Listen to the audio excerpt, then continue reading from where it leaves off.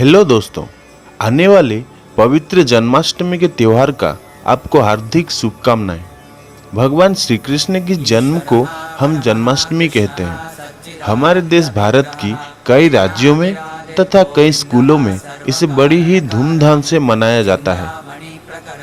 तो दोस्तों, आज हम भगवान श्री कृष्ण की जन्म पर बात करेंगे। ये कहानी की शुरुआत मथुरा से हुई थी। मथुरा में कंस नाम का एक भयानक राक्षस था। उसकी एक बहन थी जिसका नाम देवकी था। कंस ने अपनी बहन देवकी की शादी यादव वंश के राजा सुरसेना के पुत्र वसुदेव से बड़े धूमधाम से किया। शादी के बाद कंस ने अपनी बहन देवकी को एक रथ में बिठाकर वसुदेव के घर छोड़ने जा रहा था। तब अचानक कहीं से एक आकाशवाणी सुनाई दी। उस आकाशवाणी के अनुसार देवकी के 8वां पुत्र के हाथों कंस का वध होगा। ये सुनकर कंस बहुत क्रोधित हो गया। उसने तुरंत ही देवकी और वसुदेव को अपना बंदी बना लिया और दोनों को कारागार में डाल दिया। उसने सोचा, अगर देवकी के हर बच्चे को जन्म के बाद मार दिया जाए तो उसकी जान बच सकती है। और इस तरह वो देवकी के 6 पुत्रों को एक के बाद एक मारने लगा। उसके बाद देवकी के गर्भ में 7वां पुत्र का जन्म होने वाला था। तब देवी योगमाया ने देवकी के गर्भ से 7वां पुत्र को निकालकर रोहिणी की गर्भ में स्थापित कर दिया। रोहिणी वासुदेव की दूसरे पत्नी थे, जो कि गोकुल में नंद बाबा के घर छुपके रहती थी। इधर देवकी बहुत दुखी थी, क्योंकि उनको लगा कि उनका 7वां पुत्र का गर्भपात हो गया। लेकिन कंस ये सुनकर बहुत खुश हो गया और इस तरह रोहिणी के गर्भ से जो बच्चा जन्म लिया उसे हम भगवान बलराम कहते हैं, जो कि भगवान श्री कृष्ण के बड़े भाई थे। उन्हें गर्भ से निकाला गया था, इसलिए उनका नाम संकर्षण भी था।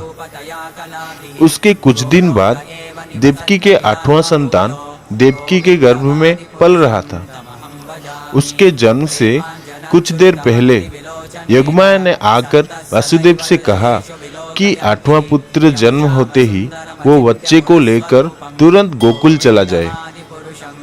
वहाँ नंद बाबा की पत्नी यशोदा एक बालिका को जन्म दी है।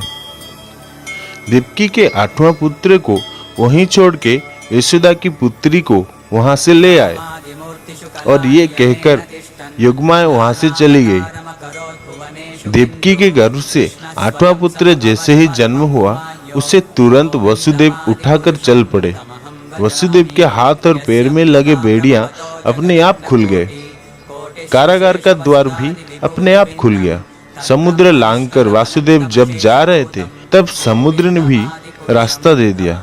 शेषनाग की छत्रछाया में वो बालक बिल्कुल सुरक्षित था। फिर वसुदेव नंद बाबा के घर जाकर यशोदा की पुत्री को ले आए। जैसे ही वो लौटकर कारागार में पहुंचे, तब सब अपने आप ही पहले जैसा सब बदल गया। किसी को भी क्या हुआ कुछ याद नहीं था। जब कंस को पता चला कि देवकी को 8वां पुत्र नहीं एक बालिका का जन्म हुआ, तब वो थोड़ा घबरा गया। लेकिन उस बालिका को भी मारने के लिए कंस कारागार में आया। जैसे ही उसने बालिका को मारने के लिए उसे हाथ में लिया, तब वो बालिका हवा में उड़कर आकाश में चली गई और देवी योगमाया बन गई। देवी योगमाया ने कंस से कहा कि तेरा वध करने वाला तो जन्म ले चुका है, जो इस वक्त गोकुल में पल रहा है। सच में दोस्तों, भगवान की लीला अपार है। और इस तरह भगवान श्री कृष्ण का जन्म एक कारागार में हुआ, लेकिन वो गोकुल में यशोदा के पास पले थे। तो दोस्तों, ये वीडियो आप लोगों को कैसे लगी? Please comment and share. If you like then subscribe. Thank you.